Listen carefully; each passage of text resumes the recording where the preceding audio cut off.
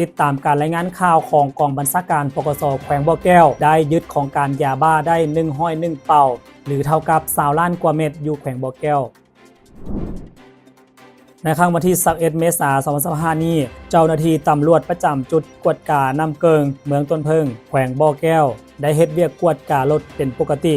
ฮอดเวลาประมาณ 6:30 นาทีได้มีรถบรรทุกสีขาวยี่ห้อ SOWO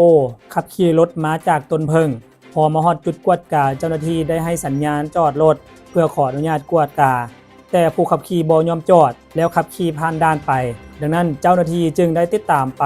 ได้พบเห็นรถคันดังกล่าวจอดไว้ข้างทางห่างจากจุดกวดกาประมาณ300 เมตรเจ้าหน้าที่จึงเข้าไปกวดกาและพบเห็นรถคันดังกล่าวแม่นรถบรรทุกยาเสพติดแต่บ่เห็นผู้ขับขี่จากนั้นจึงได้นำเอารถคันดังกล่าวไปกวดค้นอยู่กองบัญชาการปกส.แขวงบ่อแก้วจึงพบเห็นยาบ้าจำนวน101เป่าเท่ากับ20ล้าน2เม็ดน้ำหนัก 2,020 กิโลกรัมส่วนผู้ขับขี่รถคันดังกล่าวแม้นได้เอาตัวหลบหนี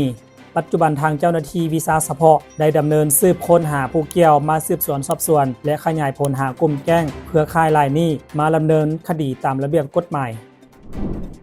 ติดตามการรายงานข่าวของ ABC ลาว TikTok YouTube Facebook กับข้าพเจ้าอาไซพรไซรายงานข่าวประจำอาทิตย์สบายดี